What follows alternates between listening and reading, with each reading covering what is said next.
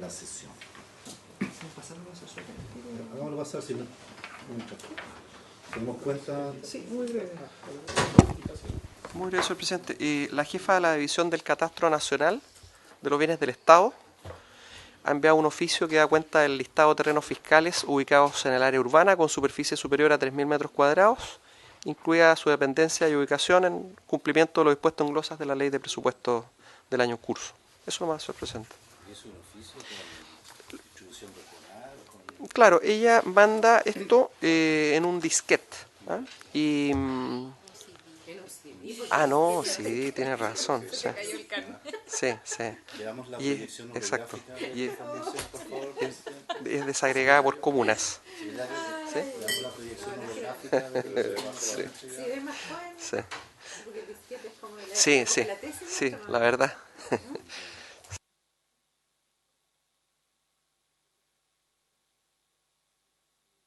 Senadores, respecto de procedimientos, lo que tenemos hoy día es revisar la estructura de propuesta definitiva de las indicaciones. Entiendo, de acuerdo a la información que se ha realizado con los asesores, ya hay cierta margen de claridad respecto de las mismas. La idea que tenemos hoy día, ¿verdad?, es tener esta apreciación general del proceso de indicaciones por parte del Ejecutivo y concordar algunos tiempos, algunos plazos, ¿verdad?, para los efectos de la tramitación de los requerimientos de plazos para las indicaciones. Y adicionalmente cuando nosotros también iniciamos proceso de votación de esto. De acuerdo a los calendarios que tenemos y dado que se ha avanzado sustantivamente en el trabajo con nuestros asesores, me da la impresión a mí que la próxima sesión del día 17, del 17 en la sala, ¿no es cierto? Pedir martes 16 feriado, sí. A la Virgen del Carmen, ¿ya? Y no sé, ¿ah? Carmen Gloria Aravena, ¿ah?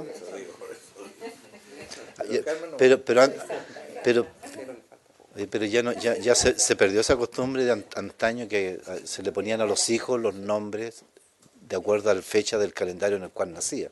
¿Tú fue por esa condición? No, mi mamá, mi abuela, mi bisabuela, todas Carmen. Carmen. Ya.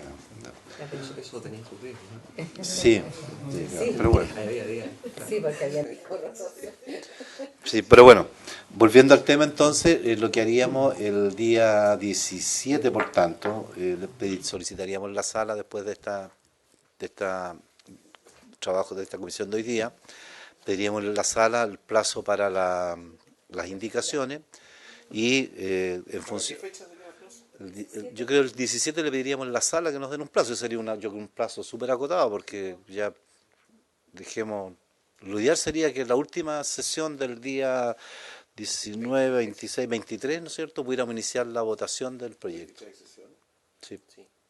El 23, presidente, si me permite, el 23 es el Congreso Pleno, en que se da la cuenta de los presidentes de ambas cámaras, pero eso está citado a las 11:15, eso partirá a las 11:30, no antes de eso, así que alcanzamos a iniciar la votación. El espíritu de que si surge algún tema podemos reabrir la fecha de indicaciones. Así que... Afirmativo, ¿no? Y lo otro también, un procedimiento de votación, como veíamos, bastante económico, pues hay un acuerdo general respecto de las indicaciones que se han presentado por parte del trabajo con los asesores, pero no le vamos a dar mucha vuelta tampoco en la discusión. Así que también va a ser bastante. Yo creo que la próxima... Ya, bueno, damos la palabra entonces para iniciar este tema con la presentación formal por parte de nuestros asesores Nicolás y Gonzalo del mismo, por favor. Muchas gracias, señor presidente. Informar a los senadores que la mesa técnica nos ha hecho llegar en el fondo las indicaciones que presentarían los senadores para que podamos analizarla también en conjunto con la Secretaría de la Comisión de Vivienda.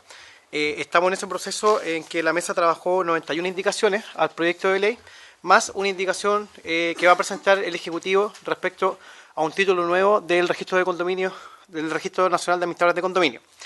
la idea de nosotros es hacerles llegar la propuesta definitiva con la revisión en conjunto con la Secretaría esta semana, para que tengan un plazo más que razonable para revisar el detalle.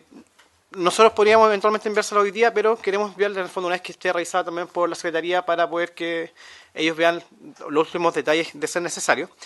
Y tal como decía el presidente, en base a los tiempos, para nosotros creemos que es pertinente que se pueda pedir eventualmente el próximo miércoles en la sala un plazo prudente para poder presentar las indicaciones, tanto de ustedes los senadores que trabajaron con la mesa técnica, como las que va a presentar el Ejecutivo, que sería solamente una indicación única respecto a este título nuevo del Registro Nacional de Administradores de Condominio, sin perjuicio de las 91 indicaciones aproximadas que se presentarán por parte de los senadores.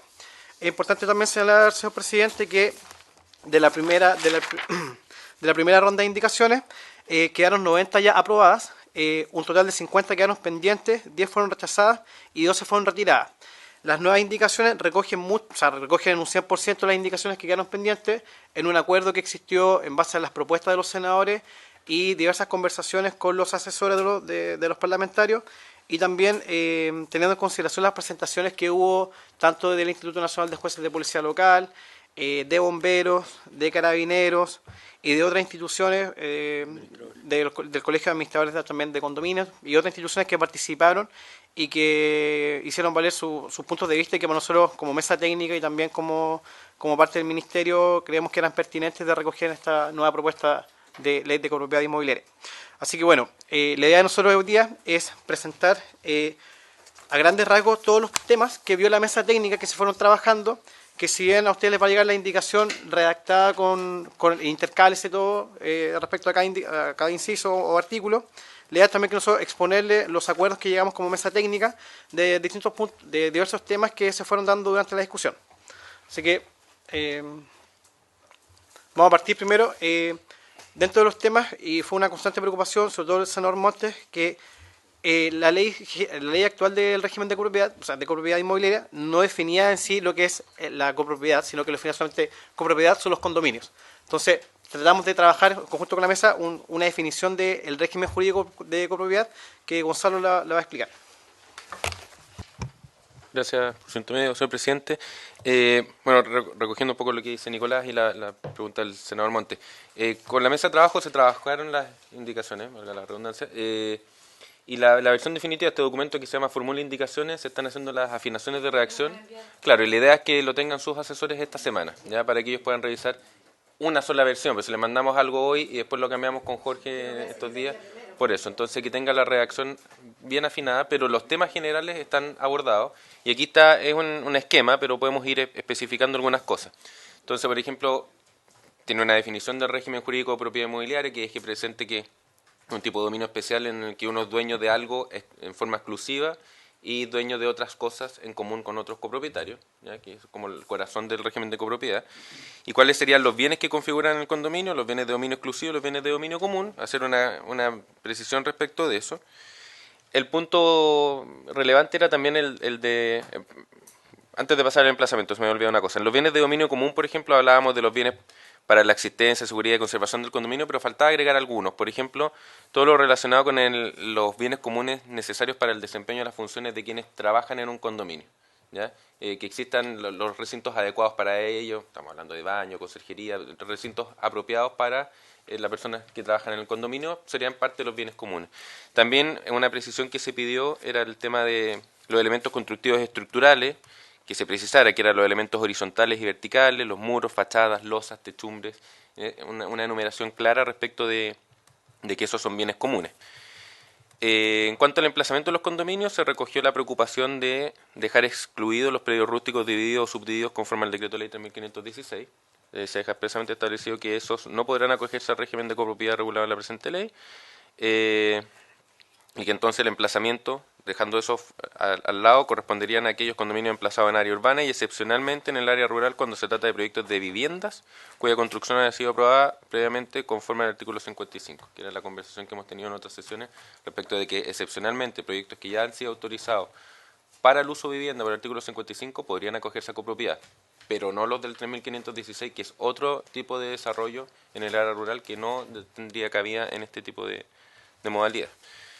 Después, los tipos de condominio, se hace la distinción, se se mantiene la distinción entre condominio tipo A y tipo B, pero se precisa qué consiste el tipo A y el tipo B. En términos concretos, es una distinción respecto de si uno es dueño de parte del terreno o no. Básicamente es eso. En el condominio tipo A son condominios de unidades en un terreno común, se atribuye dominio exclusivo sobre unidades que forman parte de una o más edificaciones, y en el condominio tipo B sería el condominio de sitios urbanizados que podrían estar edificados o tener proyecto de edificación, que en el fondo es el condominio en el que mi unidad es un sitio en donde yo tengo mi vivienda y soy copropietario de los bienes comunes, vialidades, espacios de áreas verdes, equipamiento, etcétera. Eso respecto a los tipos de condominio. Después había una última letra de este artículo primero que hablaba de los condominios con diferentes sectores de edificaciones colectivas. Que aquí en la mesa no hicimos mayores cambios, esto ya lo habíamos conversado con ustedes. Es esta idea de que si un proyecto se desarrolla por etapas, se pueden establecer los derechos de las unidades sobre los bienes comunes del respectivo sector separadamente los derechos de los otros bienes del condominio. Porque pasa que hay proyectos por etapas, no sé, en un solo condominio hay 3 edificaciones colectivas, bueno, que cada una de esas corresponde a un sector. Y también se hace cargo ese artículo de que, bueno, eso podría implicar la constitución de subadministraciones y la adopción de decisiones por separado, pero lo que no puede pasar es que las decisiones de un sector afecten a los otros, ¿ya? Y en ese sentido también está pensado en el proyecto que se desarrolla por etapa, en el que el inmobiliario desarrolla las etapas sucesivas. Si ya enajenó la primera etapa, esas decisiones ya no las puede adoptar de manera autónoma, digamos, porque generó una comunidad con esos copropietarios. Entonces, ese es un artículo que se hace cargo de eso. Eso respecto al régimen de copropiedad inmobiliaria sería el artículo primero, un artículo central de la propuesta. Sí, antes de pasar a los cambios sobre definiciones, no sé si quieren que leamos algo específico de este artículo o lo ven sus asesores o pasamos a otras cosas sobre definiciones, que van también en la misma línea, de ir precisando líneas generales que implica la copropiedad. ¿Sí? Perfecto. Entonces, en cuanto a las definiciones, si quiere, Nicolás, tomar Uno de los puntos también que como mesa de trabajo, con todos los asesores de los senadores trabajamos, era modificar diversos conceptos que están, valga la redundancia, definidos en el artículo 2 del proyecto de ley y precisar algunos de ellos, por ejemplo, obligación económica, que es el pago, en este caso en efectivo que deben realizar los copropietarios. Se incluyó dentro de estos conceptos el fondo operacional, que era esta figura que se faculta en el fondo para que se pueda cobrar este fondo a las personas que ingresan a un condominio destinado a cubrir, en este caso, los gastos de puesta en marcha del inmueble. Entonces, es dejarlo también como una obligación económica, que exista esta facultad de que se pueda eventualmente solicitar, en este caso, los primeros copropietarios. Otra de las modificaciones que se define es el concepto de sitio urbanizado, no solamente hablar del sitio, sino que tiene que ser un sitio urbanizado el cual se puede acoger a la copropiedad. Hay una definición bien compleja y en el sentido bien taxativa también de los requisitos también para que estos sitios cumplan con los requisitos de urbanización y en el fondo puedan acogerse a copropiedad, no cualquier tipo de sitio. Sí. Quizá, claro, en el sitio urbanizado, quizá a diferencia del régimen actual, en el régimen actual uno podría tener un condominio en el que la urbanización esté en el acceso del condominio. Aquí hay una preocupación de que los sitios resultantes de todo el condominio estén urbanizados, lo que implica el desarrollo no solo de las obras que tengan una afectación de utilidad pública en el espacio público, que vayan a pasar a ser espacio público, sino que también las obras interiores del condominio. Entonces, las vías interiores, las redes interiores también tienen que estar ejecutadas. O para efectos de acogerse al régimen, después lo vamos a ver en otro artículo, pero se puede acoger al régimen de copropiedad inmobiliaria un proyecto de condominio aprobado, con la obra de urbanización aprobada. Lo que no puede pasar es que se enajenen los lotes sin que estén urbanizados. Se pueden firmar promesas, etcétera, pero la enajenación concreta del sitio tiene que requerir la urbanización ya realizada. Y después la otra definición, bueno, en el fondo común de reserva lo puede ver todo. Bueno, una de las inquietudes también que fue planteada también por los senadores en distintas sesiones era que el Fondo Común de Reserva se definía qué se entiende por el Fondo Común de Reserva y que no solamente era para cubrir gastos extraordinarios o imprevistos, sino que también se existe este común de forma permanente también para pagar las indemnizaciones, en este caso de los trabajadores, Y en base a eso, como es un fondo obligatorio y que tiene que tener cierta cantidad de dinero para pagar esas prestaciones, contraprestaciones, se fijó un porcentaje mínimo al Fondo Común de Reserva, que es un 5%. Entonces, el reglamento de copropiedad, en el fondo, puede aumentar ese 5%, pero nunca puede ser inferior. Claro, estábamos que era necesario dejar un porcentaje establecido en la ley, entendiendo también que de ese fondo se van a pagar las prestaciones, en este caso la indemnización del personal contratado. No sé si tienen alguna duda o precisión. Cuando tengamos el detalle del documento. Ok.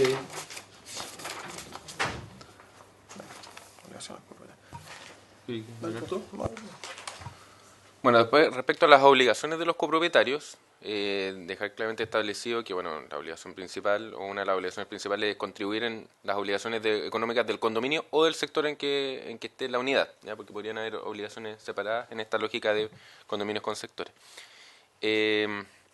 También esta preocupación de acompañar el certificado de deuda al transferir una unidad, lo hablamos en varias sesiones, de que el nuevo adquirente no se encuentre con que viene una deuda acumulada gigante de gastos comunes, entonces la obligación tiene que ver también con un tema para los notarios al hacer las escrituras públicas, pero que quede constancia en la escritura que no hay deudas, o si las hay, que el adquirente sepa cuáles son las deudas, porque también eso puede implicar un cambio en el precio de venta y decir, bueno, perfecto, asumo yo la deuda, pero te vamos a descontar del precio, se rebaja el valor, porque probablemente la persona que tiene esa deuda va a pagarla o la podría pagar con la plata de la venta, digamos. Entonces, que haya claridad en la información, y para eso esto se vincula con que el administrador tiene que hacer este certificado de deuda y que hay que insertarlo en la escritura.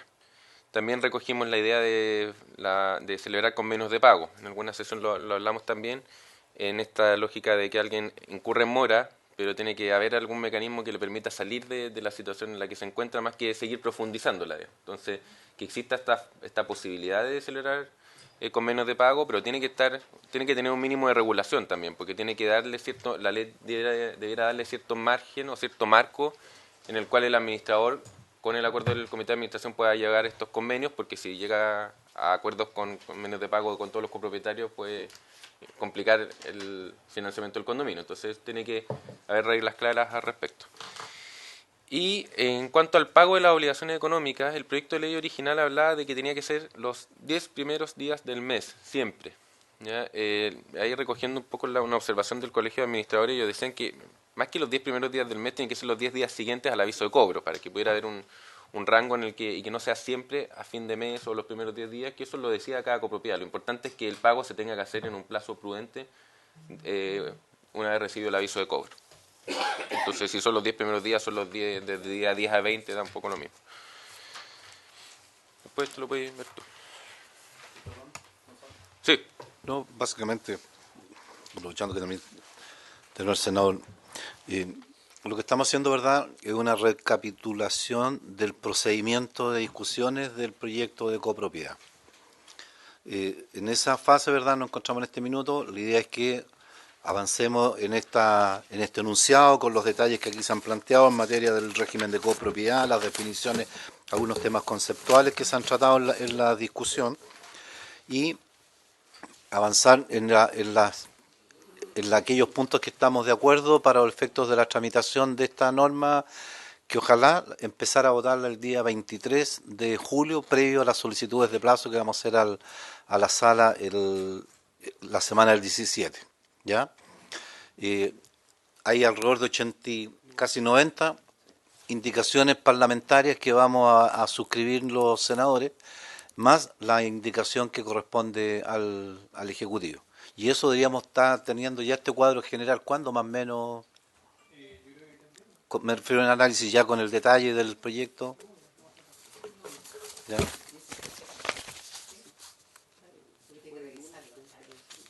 ¿Ya?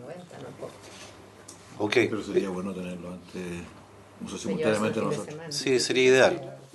Mientras más luego tenerlo también nosotros. Porque pueden identificar. Además, perdón, presidente, pero además Sí. ahí estuvimos viendo los cambios que estamos haciendo. Son fundamentalmente redacción, de aclaración de cosas, pero el tronco está absolutamente en la línea de lo que acordaron los senadores, así que son cosas menores, no hay problema. Sí. ¿Los condominios de departamentos de inversiones está resuelto en las indicaciones? El tema del condominio que es de un único propietario, usted, Sí. no hay un... ¿Condominios especiales que son condominios Sí, mixtos o solo de inversión? Hay dos tipos. claro, no se reconoce como una categoría distinta al resto, digamos. Yo sugiero que le den una vuelta porque hay un problema ahí. Y entiendo que es un problema en toda parte del mundo en este momento. Entonces, si no, Sí.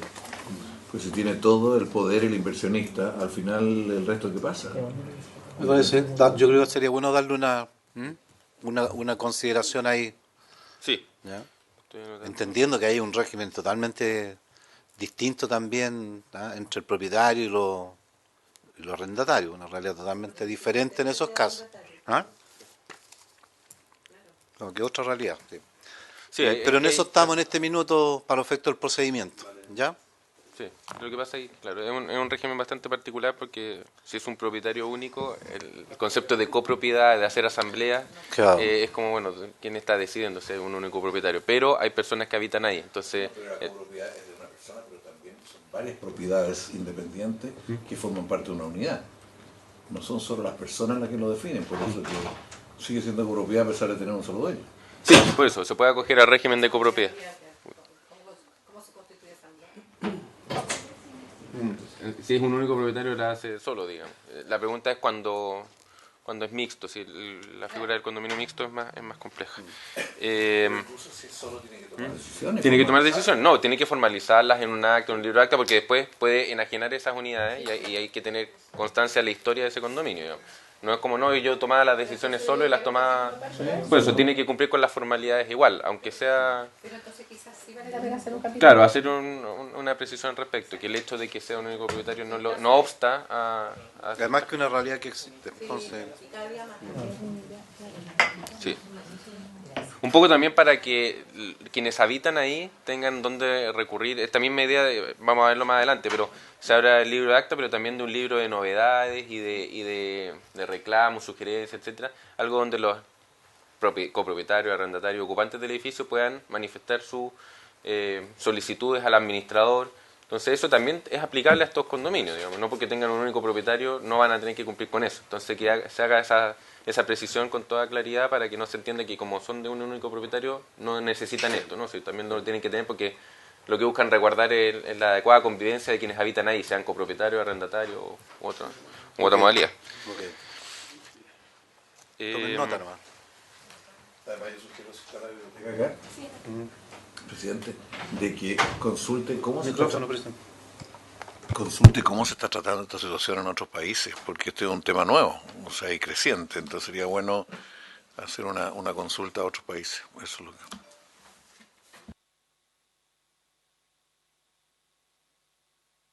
Consulta a la biblioteca para que no me hagan informe.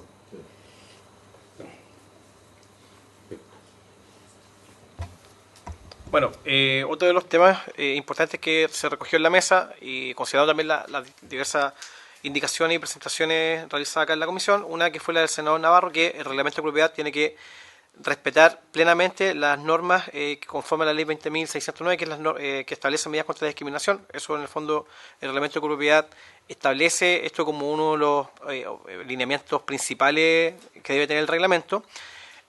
También la protección y el respeto por la ley 21.020, que es la ley de protección de los animales, la ley Cholito, que también se establece que los condominios no podrán prohibir en este caso la tenencia de las mascotas en sus unidades, conforme al artículo 10 y 12 también de la ley, que habla de, en este caso, la tipificación del delito de abandono animal. Se reitera nuevamente en el reglamento de propiedad que el porcentaje del Fondo Común de Reserva tiene que ser al menos un 5%, entendiendo también lo que implicaba anteriormente del pago de indemnizaciones de personas contratadas. Y esto es importante, que fue una solicitud también de los senadores, que en el mismo reglamento de propiedad se precise los bienes que podrían asignarse en uso y goce exclusivo. Entonces, para que, por último, la gente cuando compra un inmueble sepa qué unidades eventualmente pueden ser asignadas en uso y goce exclusivo.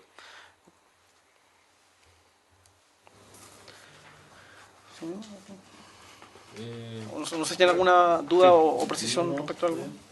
Respecto a los documentos del condominio, también hablamos bastante de eso, de que haya constancia con claridad respecto de quién tiene que custodiarlos, qué características tienen que tener. Entonces, bueno, el archivo de documentos del condominio es el administrador responsable de su custodia y complementación, salvo el libro de actas, porque el libro de actas de la Asamblea le corresponde al presidente del comité de administración. Pero eso no obsta a que el administrador tiene que tener copia del libro de actas. Tiene que estar como duplicado, digamos, pero el original, el libro de actas lo tiene que llevar el presidente del comité de administración, es él el responsable de que se firmen las actas, etcétera, pero sí el administrador tiene que tener copia de él. Y tiene que tener copia original de los otros documentos del condominio, el permiso de edificación, el certificado que acoge a copropiedad, el plan de emergencia, etcétera. Están especificados en la ley.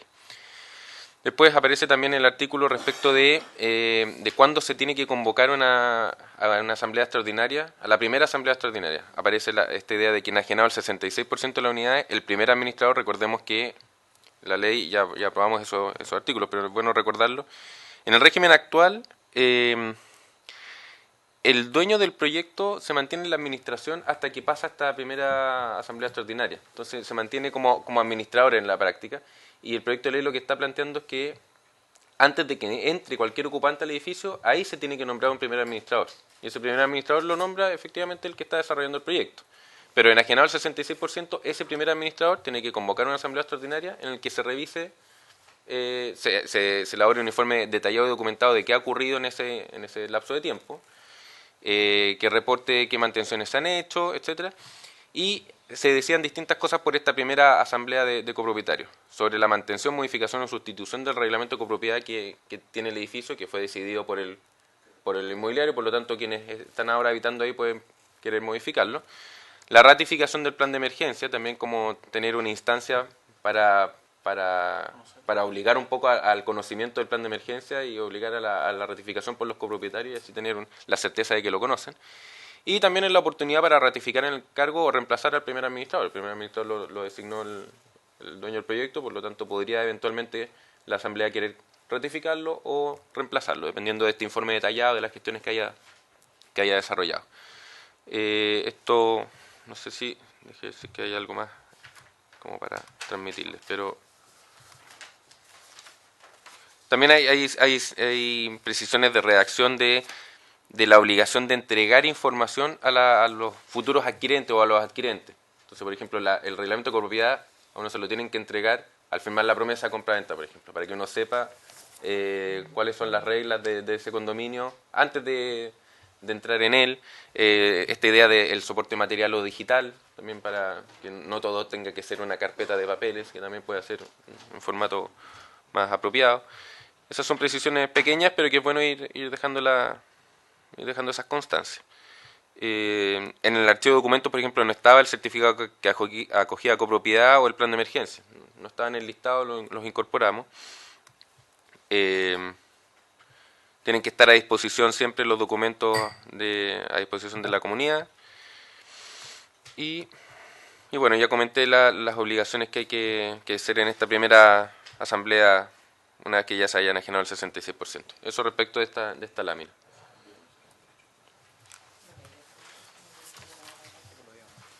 Sí, ahora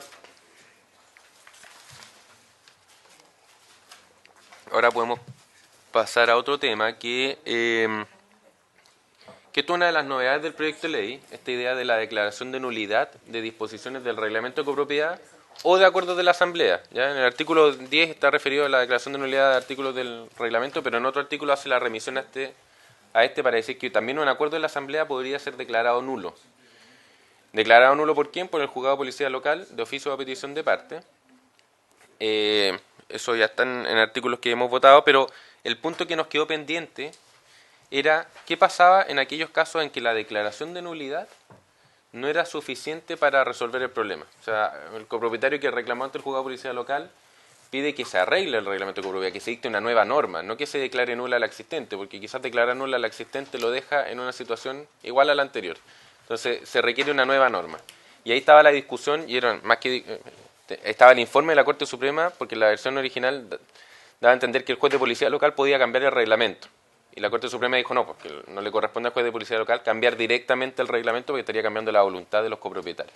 Entonces el punto intermedio es que es que el juez de policía local pueda elaborar una propuesta de enmienda al plan regulador, que se le establezca un plazo a la asamblea para que la ratifique, la vote, y en caso que no se genere esa asamblea o no se haga, opere una regla de silencio positivo y se entienda que se modifica, se aceptó por la asamblea la propuesta del juez de policía local. Por lo tanto, no es el juez directamente quien la cambia, pero sí propone una enmienda, que creemos que logra salvar el punto, porque puede que quede en un punto muerto el tema, de que la asamblea nunca sesione para modificarlo, y por lo tanto con esta regla podríamos salvar eso y que la declaración de nulidad tenga sentido y utilidad para quien la estuvo reclamando. Entonces, bueno, ahí la propuesta de enmienda con la ratificación por asamblea. Esa sería la novedad de un artículo que ya habíamos discutido, pero que había quedado ese punto pendiente.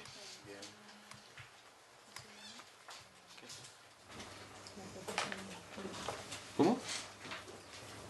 Perdón, aquí no. ¿Pasamos a...? Sí, pasa. Que aquí cambiamos un poco la lógica de la presentación, pero porque queríamos mostrarle el cuadro.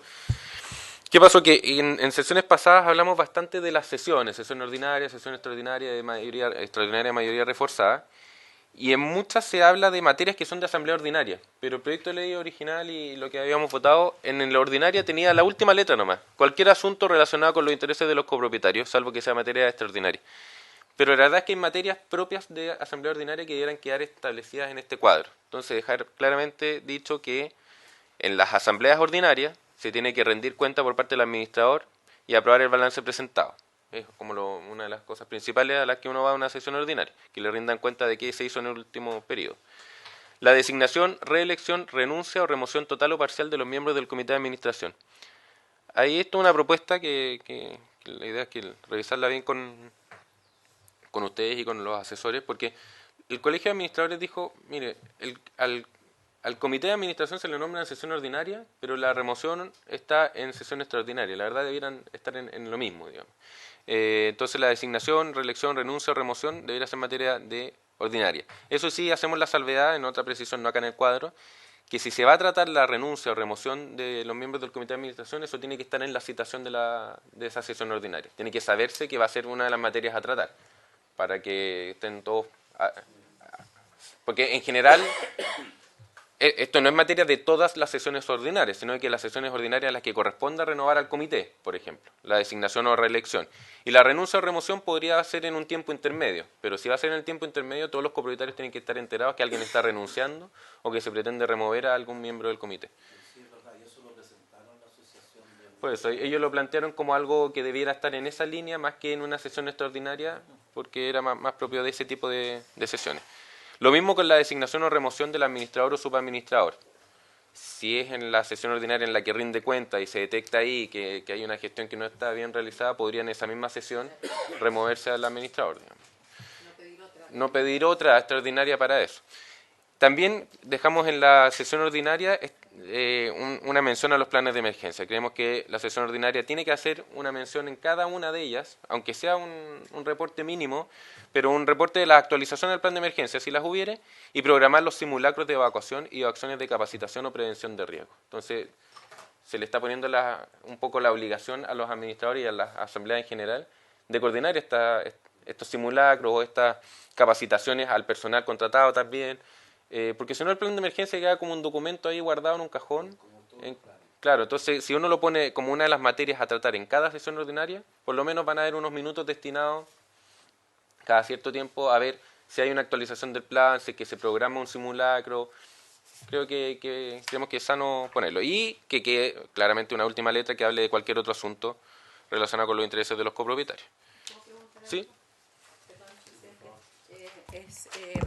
Yo sé que viene más adelante el tema del plan de evacuación, pero quedó en el articulado obligatoriamente cada un periodo, por lo menos una vez al año, cada 2 años, el que necesariamente haya un simulacro o solo la existencia de un plan de evacuación. O sea, está la obligación de actualizar el plan de evacuación todos los años, ¿ya? Y el plan de emergencia, que es más macro, cada vez que cambian las condiciones de seguridad del edificio, por ejemplo, se genera una ampliación o se genera otra etapa, etcétera, quizás eso requiere una evaluación del plan de emergencia completo, pero el plan de evacuación tiene que ser actualizado por ejemplo, para decir cuáles son las personas que están en situaciones especiales, que están postrados en cama, que hay niños menores o adultos mayores, etcétera, ese tipo de situaciones. Lo de el simulacro obligatorio cada año está más bien acá, en esta idea de la programación de un simulacro de evacuación en cada sesión ordinaria. Quizás hay que afinar ahí el... Lo dice el artículo, lo respecto al simulacro dentro del año. Si queréis, lee Bueno, dentro del artículo 40 dice respecto al plan de evacuación, deberá ser actualizado al menos una vez al año, considerando el número de residentes, especialmente de las personas ocupantes con discapacidad, con movilidad reducida, infantes y población no hispanoparlante, seando las acciones determinadas para su evacuación segura y expedita, debiendo incluir acciones de capacitación que procedan y los respectivos simulacros de evacuación según los diferentes tipos de eventos de emergencia. Entonces, dentro de esta actualización tiene también que dar cuándo se va a hacer estos simulacros, uno o varios, pero tiene que quedar dentro de la actualización que se tiene que hacer anualmente del plan de evacuación. Lo podríamos dejar incluso un poco más expreso, pero está recogida esa idea. Básicamente, con la experiencia que hemos tenido con el mismo terremoto, claramente si hubiera habido un plan de evacuación con un simulacro, al menos la gente podría haber tenido cierta forma de haber digamos, tenido menos dificultades. Solo poder ver la reacción si es que quede un poco más precisa, ¿no? Caso de una emergencia, lo que pasa con una persona que esté identificada con discapacidad, adulto mayor con movilidad reducida, que no funciona en verdad, porque la emergencia evidentemente lo primero que se para son los ascensores, aun cuando nos queda claro que la zona más segura de un edificio es la caja de la escala, pero ¿cómo se baja alguien del piso 20? ¿Quién? Y si además tiene un adulto mayor acompañante, tendría que haber un tercero que ayude, y eso podría quedar en el juego. Bueno, son detalles evidentemente que... Sí, pero por lo mismo, como la casuística es tan amplia, es importante que año a año existan estas actualizaciones del plan, que se estén bien detectados y, como leyó Nicolás, efectivamente en el inciso, yo creo que está recogida la idea, quizás se puede precisar incluso un poco más de que tiene que haber un simulacro anual. Quizás está muy separado el hablar de anual con el simulacro, pero sí se puede... Es mejor ser majadero en eso que quedarse como pasivo, digamos. O sea, si todos los años de nuevo lo mismo, porque cambian los residentes y por qué no hacerlo, digamos, si no requiere mayor complejidad. Eso respecto a la sesión ordinaria, bueno, serían esas las materias. Sí, aquí también se hizo una precisión respecto a cuál sería el quórum mínimo para la constitución de la sesión, que no sea inferior al 33% de los derechos en el condominio y que la adopción de acuerdo sea por mayoría absoluta de los asistentes. En cuanto a la extraordinaria de mayoría absoluta, aquí esto es parecido a lo que había, pero las que son nuevas, si no me equivoco, es la letra E y F, que lo vamos a ver igual más adelante, pero se las adelanto. Bueno, desaparece lo de la remoción de los miembros del comité porque pasa a ordinaria, pero la E, esto es recogiendo una propuesta del juzgado de policía local, si no me equivoco, que la asamblea puede acordar, si lo estima pertinente y pueden asumirlo en términos económicos, que hay una retribución a los miembros del comité de administración mediante un porcentaje de descuento en el pago de los gastos comunes. ¿Ya? Eventualmente, si la asamblea puede hacerlo y lo estima pertinente por el nivel de trabajo que implica para el comité hacerse cargo de eso, decirle a quienes sean miembros del comité, bueno, usted tiene una rebaja de X% respecto de los gastos comunes que a usted le corresponde pagar, es una forma de retribuir por la labor desarrollada. Y también es importante señalar que como el comité de administración tiene ciertas obligaciones y que están incluso afectos a eventualmente aplicar la aplicación de una multa, es importante también de que si le estamos exigiendo y eventualmente pueden ser sancionados por ejemplo, no protocolizar la acta dentro de 30 días, lo cual trae asociada una sanción que es una multa, creemos que es pertinente, si así lo estima la Asamblea de Propietarios, que pueda en el fondo obtener una retribución que sería un descuento en el pago de los gastos comunes. Sí. Pero eso sí queda como, tiene que ser mediante un acuerdo de la Asamblea. No solo castigo. Y no lo dejamos establecido por ley porque, claro, tiene que ver con la realidad de cada asamblea. Quizás hay asambleas que tienen muy pocas unidades y que hacer esto no complica la viabilidad del financiamiento, porque los otros van a tener que asumir ese descuento, digamos. Entonces, pero cuando son varias unidades, eventualmente para 3 miembros del comité hacerle un descuento puede ser asumible. Claro. Y el último, que está en otras láminas también, pero es que la idea de que la asamblea extraordinaria pueda fijar el porcentaje de recargo sobre los gastos comunes para la formación del fondo de reserva. Ya dijimos que eso estaba en el reglamento de copropiedad y que no podía ser inferior al 5%.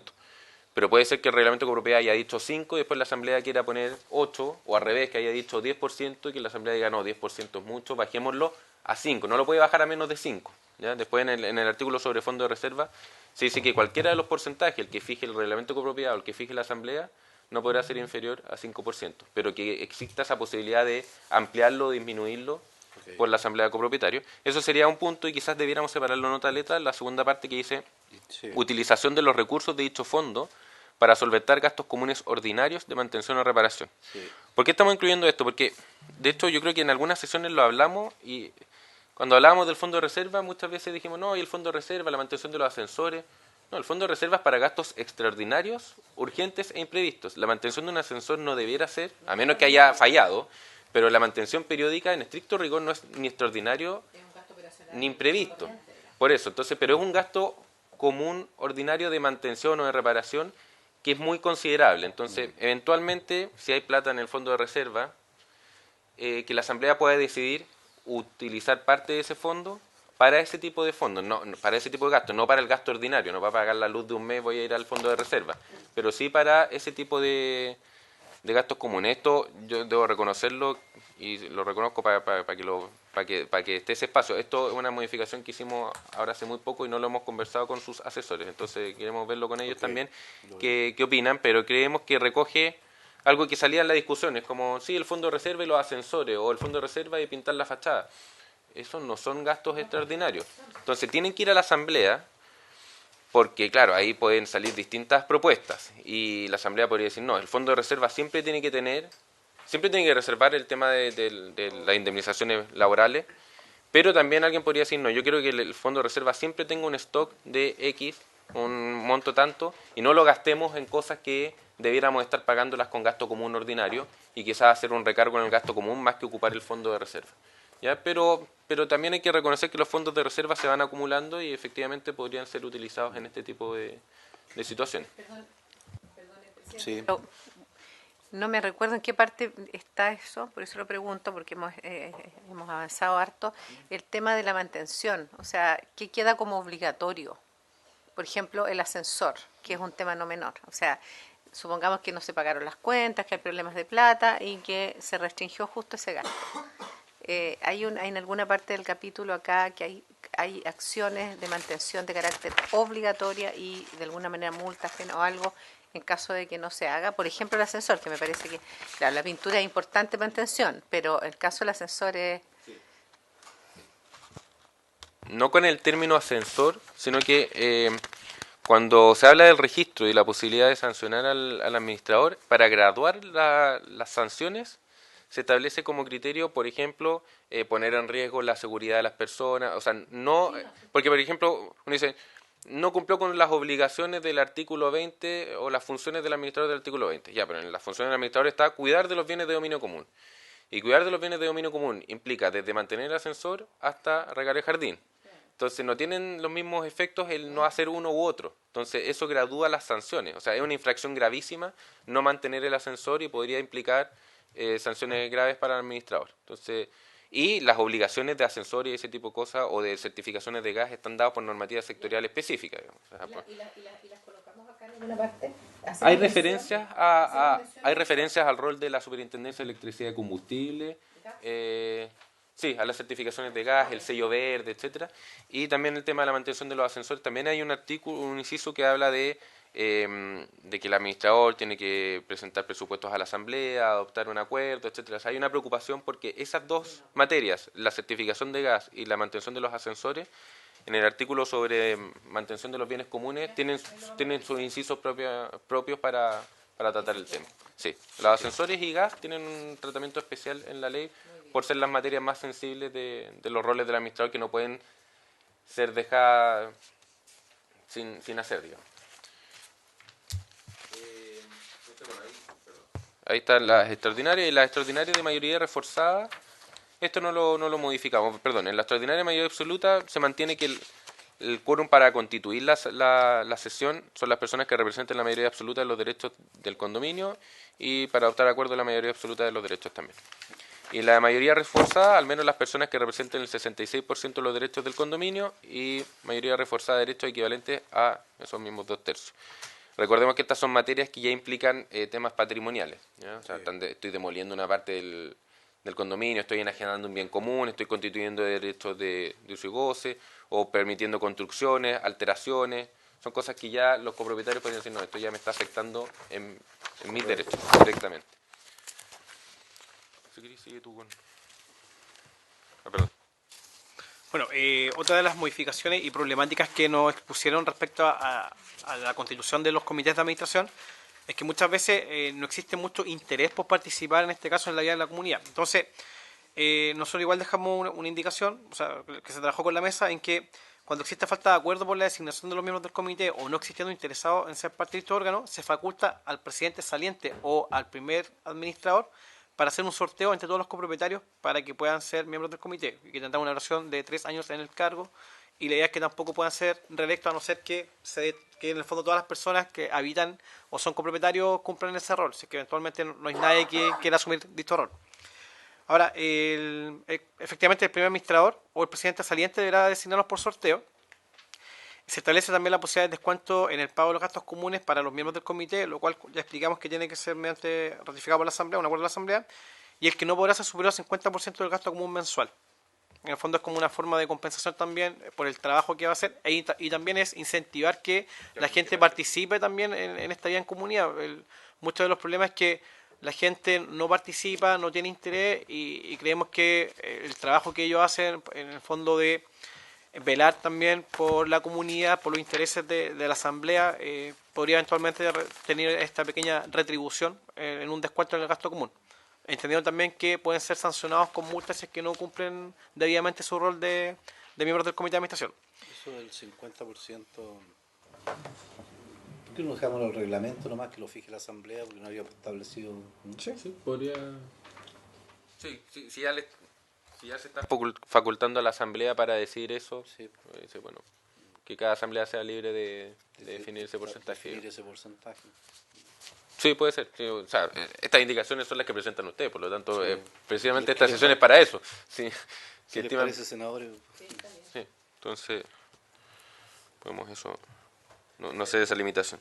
Más que nada para facilitar la administración y que en el fondo incentivar también que la gente participe en la vida en comunidad. Sí. Sobre todo los adultos mayores que tienen más tiempo, que pueden hacer ese labor. Sí, algún ingreso adicional para un adulto Sí. por este.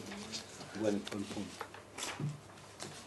Y bueno, se precisa también que el presidente del comité de mensaje para administración adultos es mayores. quien deberá mantener bajo su custodia el libro de acta y poner a disposición de la comunidad un libro de novedades.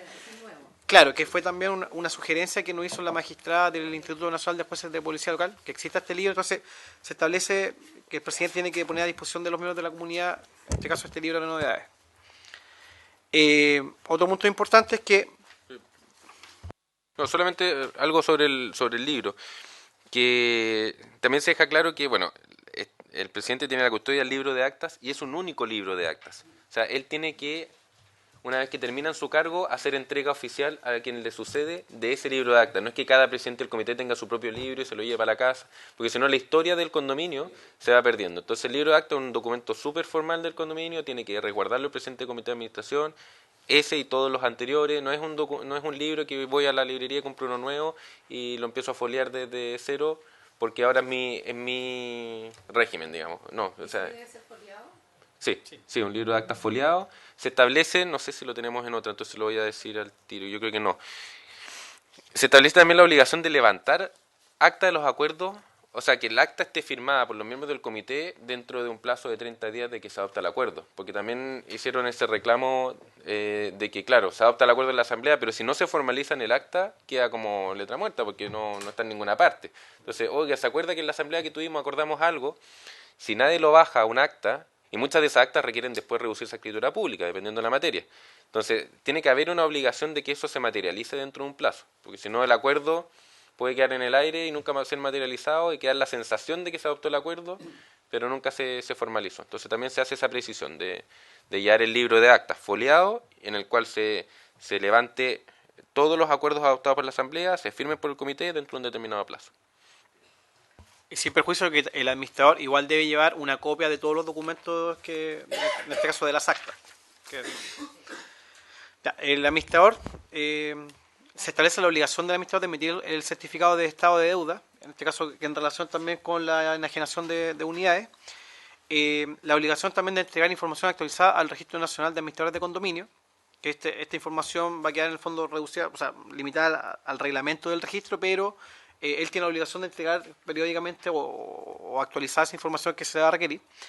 La rendición de cuentas del Comité de Administración y la Asamblea, que tiene que ser en el fondo de una forma periódica, con los antecedentes, con las cartulas bancarias también emitidas dentro de un plazo, y la obligación también de confeccionar un presupuesto estimativo al año. Ya no lo modificamos en el fondo que no fuera en noviembre, sino que fuera dentro de 12 meses anteriores en el fondo al año en que empieza a regir este nuevo presupuesto.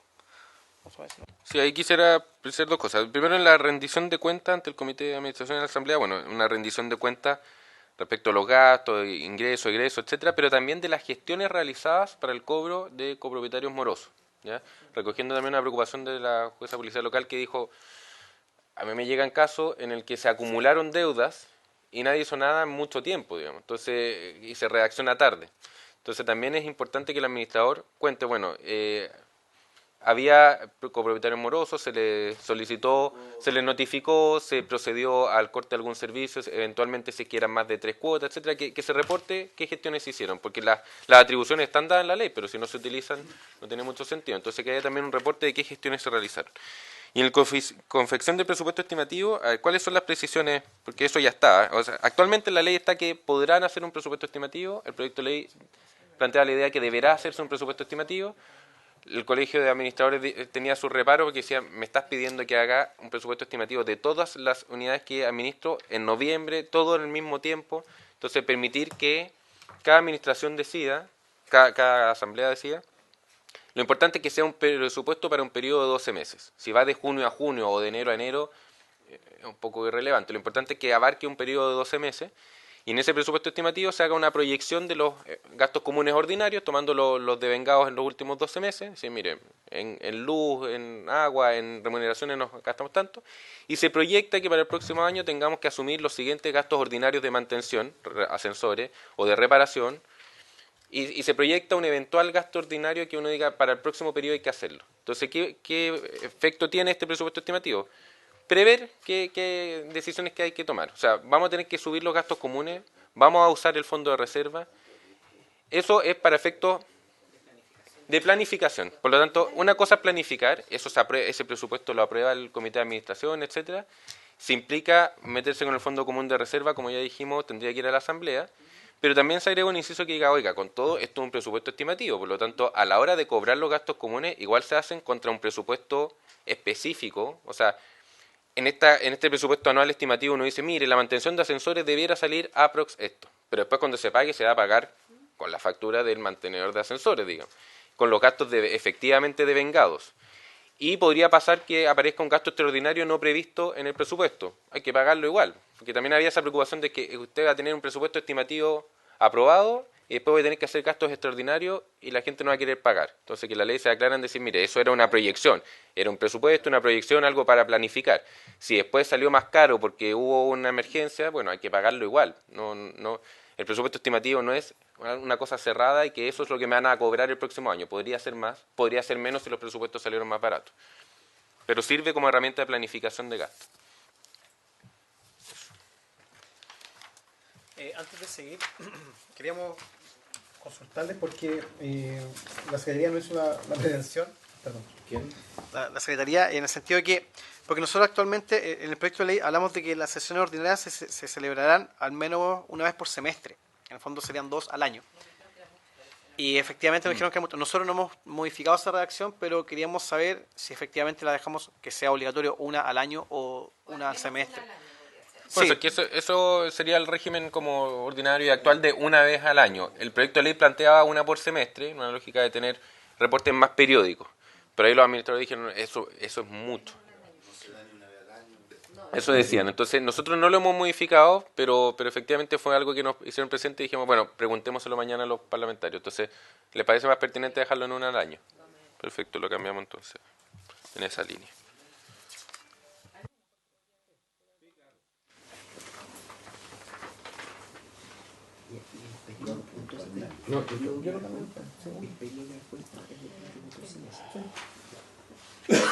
Nos quedan 20 minutos. Ya. Esto ya lo vimos, sí. Y el Fondo Común de Reserva, no sé si hay mucho. Ya, bueno, Sí. el Fondo Común de Reserva ya hablamos de que era por los gastos para precisar cierto tipo de gasto y que tiene un porcentaje que no puede ser inferior al 5%. El plan de emergencia incluye las acciones tomadas durante y después del siniestro de emergencia. Se crea esta figura también dentro del plan de evacuación dentro del plan de emergencia, el cual también tiene que ser actualizado por el Comité de Administración cuando se modifiquen las condiciones de seguridad o de seguridad contra los incendios o funcionamiento de instalaciones. Y el plan de evacuación debe ser actualizado al menos una vez al año, y también vamos a precisar el tema de los simulacros, que lo hice, pero es mejor, como decía la senadora Aravena, que quede estipulado que para también la gente, no sé, el nuevo residente o propietario, ocupante, puedan también estar actualizados con el plan. Esto es importante también, que nosotros esto lo compartimos con bomberos para también tener la opinión de ellos respecto a esta propuesta. Así que está bien trabajado y creemos que... Sí, ¿Dónde va a quedar esto ya? en el artículo 40 del proyecto de ley. ¿Y dónde va a quedar el plan de emergencia Sí, radicado? el plan de emergencia, sí, va a quedar, en el fondo tiene que quedar en la administración, tiene que quedar también cuando se acoge el proyecto de la copropiedad inmobiliaria, también va a quedar, eventualmente igual va a quedar en el registro podría eventualmente quedar en esta plataforma digital que va a tener el ministerio para que también pueda custodiar los documentos electrónicamente. Pero en sí, y claro, eso no está quedando detallado como decía en el registro, pero sí la implementación de la plataforma se va a crear para que pueda llegar a eso. O sea, eso dentro de los presupuestos, porque nos explicaban la gente, los especialistas técnicos en este caso de informática, que la implementación de esta plataforma en el fondo la tienen que dejar esta para que eventualmente a futuro, un mediano o largo plazo, uno pudiera en el fondo, si existe en este caso la herramienta, poder subir mucha información. Entonces la plataforma va a quedar en el fondo con esa base para que eventualmente el día de mañana, un mediano o largo plazo... Claro, lo que pasa es que una cosa es la implementación, pero después la mantención y el tema también de pagar también, como no sé cómo explicarlo, pero la capacidad de la nube en el fondo es un poco más caro, pero sí va a quedar, la idea es que se quede como la base esta de esa forma. Es un problema como más... A ver, hace algunas horas se cayó Facebook y Twitter, ¿eh? 9 horas de angustia para millones de usuarios. Entonces está claro que la nube puede fallar. Cuando se caen las telecomunicaciones, se cortan. Lo vivimos el 27F del 2010 de manera extraordinaria.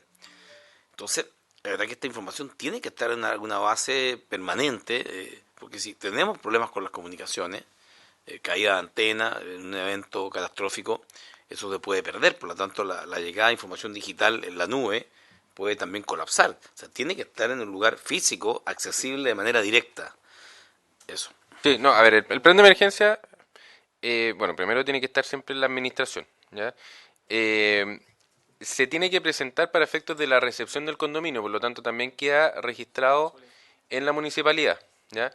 Y se envía a bomberos y a carabineros, también se envía.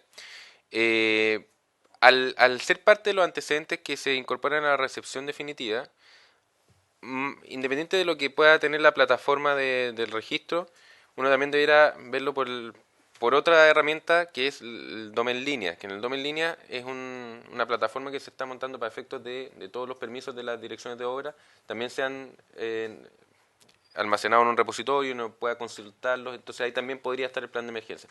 Lo que quiero llegar es que está en varios lugares, y si se hacen actualizaciones todos los años y se comunican a los copropietarios, también los copropietarios debieran tener su copia del plan de emergencia. O sea, creemos que lo importante es que está formalmente el documento lo va a tener la municipalidad, lo van a tener carabineros, lo va a tener bomberos y lo va a tener la administración del condominio. Con la nueva ley de protección civil, ya la nueva NEMI que se habla, ¿no es cierto? Porque estamos hablando de emergencia, también casos como con lo que nos pasó con el 27F, ¿no es cierto?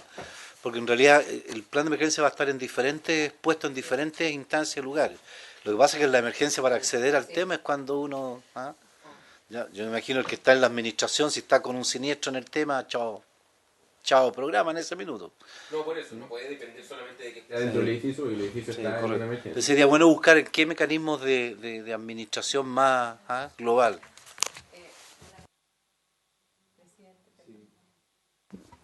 Vuelvo al tema de la plataforma, que no es para solucionarla ahora, pero si el tema es presupuestario o no, porque evidentemente la plataforma va a tener como ustedes plantean, una segunda etapa que pudiera almacenar información. Eso tiene un costo más alto, porque no es solo almacenar, sino que administrar. O sea, tendría que haber un equipo, digamos, y si no, no tiene sentido, digamos, no tenemos superintendencia hoy día, y de alguna manera esto viene a suplir un poco el resguardo de la información para que sea útil para algo, digamos, para la gestión, para ver si los administradores sirven o no sirven, todo lo que hemos conversado. Entonces yo creo que sería bueno tener claro para estos senadores, digamos, esta situación que va más allá del artículo de ley, sino que es cómo colaboramos para que en el tema del presupuesto este año quede asignado un recurso para que la plataforma realmente tenga la utilidad que requerimos, porque de no ser así, vamos a decir, sí, tenemos plataforma, pero en realidad no la podemos mantener tanto, en realidad tiene muy poca información, porque la idea era subir efectivamente mucha información a esto para que incluso soñemos. Yo me compro un departamento y simplemente tengo acceso a algunos documentos del código, digamos, de mi edificio, y entre ellos el plan de emergencia, como dice el presidente, de tal manera que yo ni siquiera tengo que pedirlo. Simplemente tengo mi escritura, me dan mi código del departamento y simplemente yo bajo el plan de emergencia y bajo incluso actas y varias cosas que puedan ser de interés de quien está adquiriendo un departamento. Eso sería súper eficiente. Entonces, yo creo que si no vamos a incurrir en gastos de crear una nueva institucionalidad, al menos tener una plataforma que nos permita interactuar como ciudadanos y de hacernos responsables de lo que implica vivir en condominio, con una ley que es 2.0, que es mejor, pero que también tiene que estar al par de una plataforma tecnológica que me permita interactuar con lo que finalmente es mi responsabilidad. Entonces, yo creo que sería importante que, así como ustedes han estado cotizando, me imagino, que nosotros lo veamos este tema, porque las cosas las estamos legislando para que realmente la comunidad sienta que hay un cambio con su ley. Y qué mejor que poder tener una plataforma interactiva eficiente y que el otro año, a fin del 2020, podamos decirle a la comunidad que el gobierno ha cumplido, que nuestro gobierno ha cumplido con no solo hacer una legislación acorde a los tiempos, sino con una plataforma que permita que la ciudadanía pueda interactuar con una propiedad y con lo que significa todos estos cambios legales. Esa es mi opinión. Muchas gracias, senadora. Yo creo que de lo que usted plantea, estoy pensando que quizá uno podría distinguir tres escalas. Primero está la escala de un registro donde se establece un registro de administradores y pues un registro de administradores con los edificios que administran, los condominios que administran, y que uno pueda hacer ese vínculo y saber que tal administrador tiene tal historia en este registro de eventuales sanciones o no sanciones, y saber más o menos eso y saber qué edificios administra, etcétera. Después habría una segunda escala en la que uno pudiera acceder a ciertos documentos relevantes del condominio que tengan que ver con materias sensibles o de seguridad. Entonces, que aparezca ahí el plan de emergencia, las mantenciones de ascensores, las certificaciones de gas, ese tipo de cosas. Y después habría una tercera etapa eventual que habría que analizar con harto detalle, si es que un registro de ese tipo tendría que tener copia de todo, porque el archivo de documentos del condominio lo tiene que tener el administrador, y hay particularidades de cada edificio, actas, etcétera. Yo no sé si eso debiera estar todo subido en una gran plataforma, porque ahí estamos hablando de una cuestión gigantesca. Entonces es importante quizás yo creo que la segunda etapa es algo más acotado, que uno dice, bueno, yo quiero saber dónde está mi plan de emergencia y saber si el edificio tiene sello rojo, sello verde, y si los ascensores están mantenidos. Si la asamblea acordó que el uso y goce del estacionamiento B4, o sea, de no sé quién, quizás eso no es una materia propia de cada asamblea y de cada comunidad. Pero hay cosas que son elementales. Por eso, las cosas elementales que tienen que ver con seguridad de las personas, uno podría hacer una distinción respecto de otro tipo de decisiones de la asamblea, porque si no nos vamos a llenar de documentación y un mar de documentación.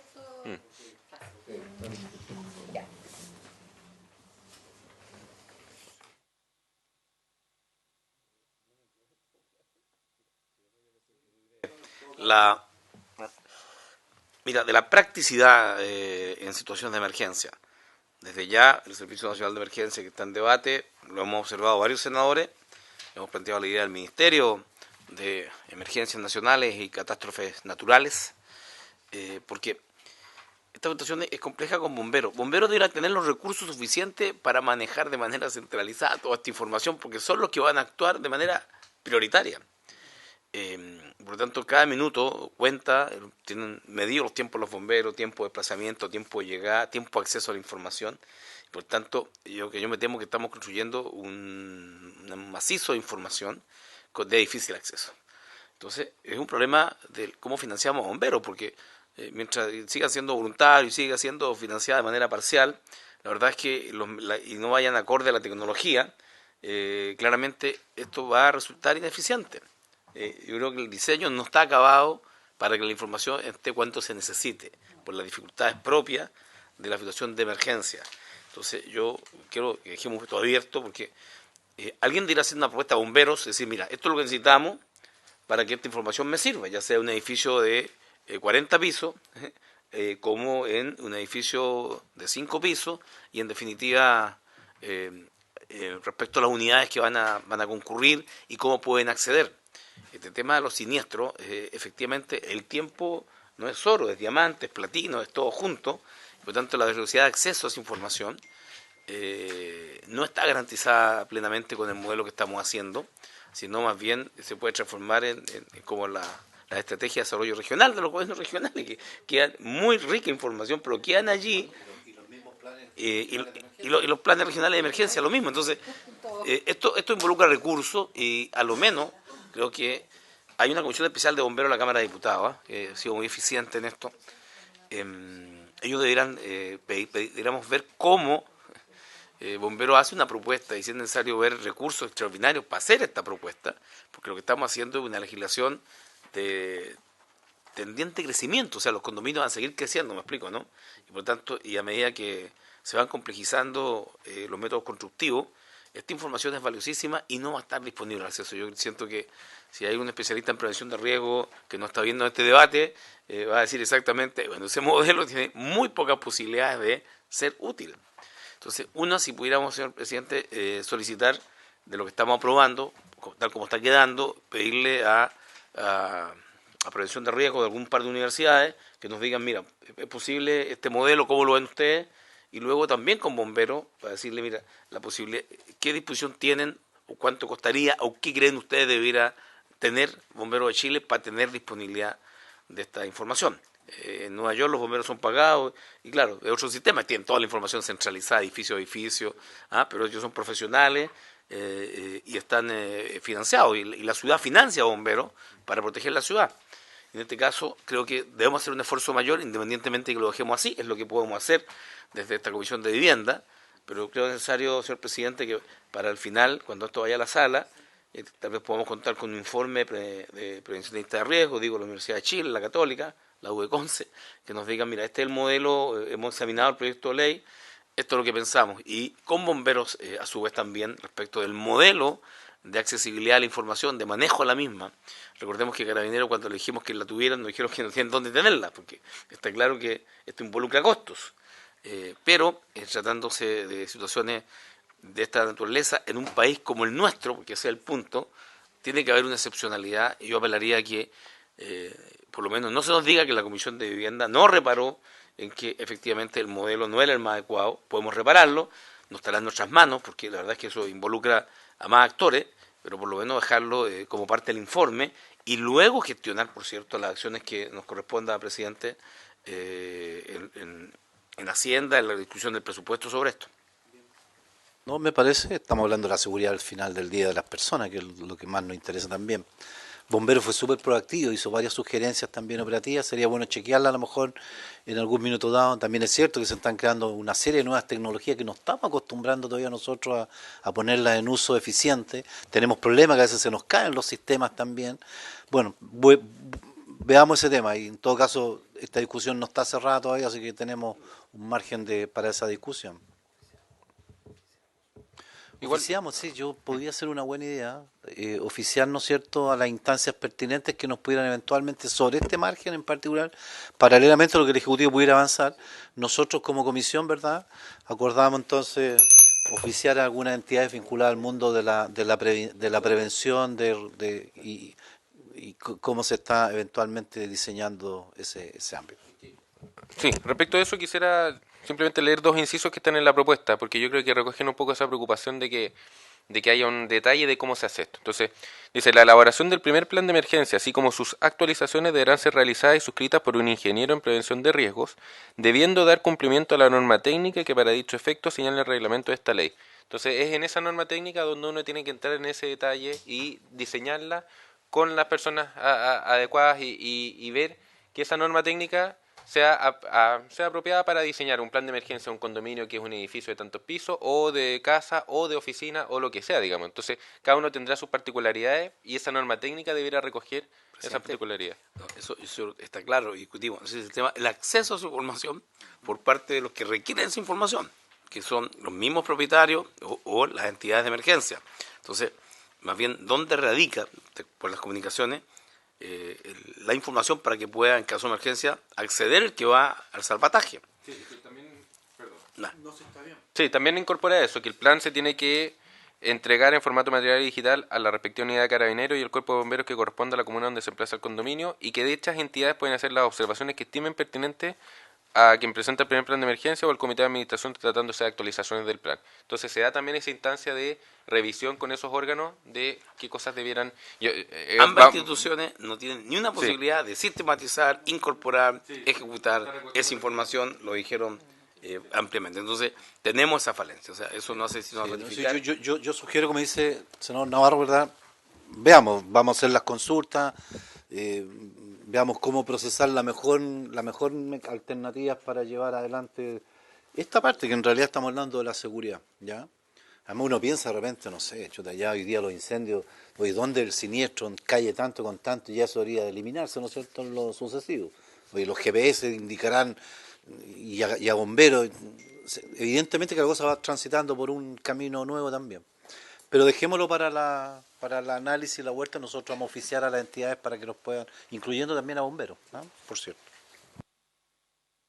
Las últimas láminas, bueno, a ver, constitución de la copropiedad, lo único mencionarles que es el régimen, o sea, el mecanismo a través del cual se solicita el certificado que acoge a copropiedad. Ahí se hace la precisión respecto de aquellos proyectos que se acogen al régimen cuando se están construyendo aún. Entonces se deja claro que efectivamente un proyecto que tiene un permiso de edificación o un permiso de urbanización de sitio aprobado puede acogerse a copropiedad, pero no pueden enajenarse las unidades hasta que no esté recibido. Entonces, ¿por qué esa diferencia? Para poder generar las promesas de compra-venta, etcétera, con las respectivas boletas de garantía aplicando el 138 bis de la Ley General de Urbanismo y Construcciones. Entonces, se deja hay incisos específicos de eso, hay otro inciso respecto de que uno tiene que, si uno al solicitar permiso para la ejecución de obra informa que el proyecto se va a acoger a copropiedad inmobiliaria, es en ese momento donde el director de obras tiene que verificar el cumplimiento de la normativa aplicable. ¿Ya? Y si al otorgarme el permiso me dice que cumplo con toda la normativa aplicable, si después cuando voy a pedir la recepción hubo un cambio de normativa, no me la pueden cobrar ahí, porque si no es un enredo que no se entiende. O sea, si a uno le aprobaron el permiso con la norma aplicable en ese momento dijo que se iba a acoger a copropiedad, me revisan las normas de ese momento. Ya. Entonces, en la exigencia urbana hay unas precisiones que son muy de detalle, que son respecto de la superficie de subdivisión predial mínima, si es que un condominio puede instalarse en un predio que no cumple con la superficie de subdivisión predial mínima, y recogimos una observación del Colegio de Arquitectos, pero la podemos revisar bien con los asesores. Pero también se recogió esto de la trama vial, que era una de las innovaciones del proyecto de ley, que es bien importante, que deje bien claro que efectivamente el proyecto, si tiene más de 20.000 metros cuadrados, tiene que tener una trama, y esa trama tiene que ser la proyección de vías existentes. Hay que buscar esa coincidencia, ¿ya? O la apertura de nuevas calles, porque podría ser, o sea, si estoy en los bordes tiene que ser apertura de nuevas calles o proyección de nuevas vías. Lo importante es que se dé una continuidad, ¿ya? Claro, y que esas vías que se abren para dar esa continuidad son bienes nacionales de uso público, no son bienes comunes que uno le va a poner una reja, porque si no al final no se abrió la trama vial. Sí, ahí eso es un artículo bien sensible que tiene siempre modificaciones de redacción. Tenemos que afinar la versión final, pero recoge esa idea. Y que pueden haber excepciones que autorice el director de obras de esto de la distancia entre intersecciones de 200 metros, bueno, que puedan ser distintas precisamente para cumplir con el objetivo que se está buscando. Y bueno, los condominios de vivienda de interés público y densificación predial, yo entiendo, yo no vine a esa sesión, pero ustedes tuvieron una sesión hace muy poco en que ya se habló de este tema. Entonces, después de eso no es muy distinto a lo que ya se conversó ahí, es simplemente recibir la propuesta. Y el registro es ya lo hemos estado hablando, y nosotros ya enviamos una propuesta a otros a Secpres, y ellos también van revisando con DIPRES, etcétera, qué es lo que se puede hacer al respecto. Pero nosotros ya estamos trabajando para que cuando nos abran el plazo, nosotros lleguemos apropiadamente con eso. Eso. Gracias, señor presidente. Se ha avanzado significativamente en el proyecto. Creo que hay bases de consenso bastante amplias. Yo quiero seguir valorando, ¿no es cierto?, el trabajo que se ha realizado de coordinación entre el Ejecutivo y nuestros asesores, la biblioteca, porque nos ha permitido avanzar sustantivamente. Y de acuerdo a la información que tenemos, ¿verdad?, el 17 nosotros solicitaríamos en la sala el plazo para las indicaciones, ¿ya?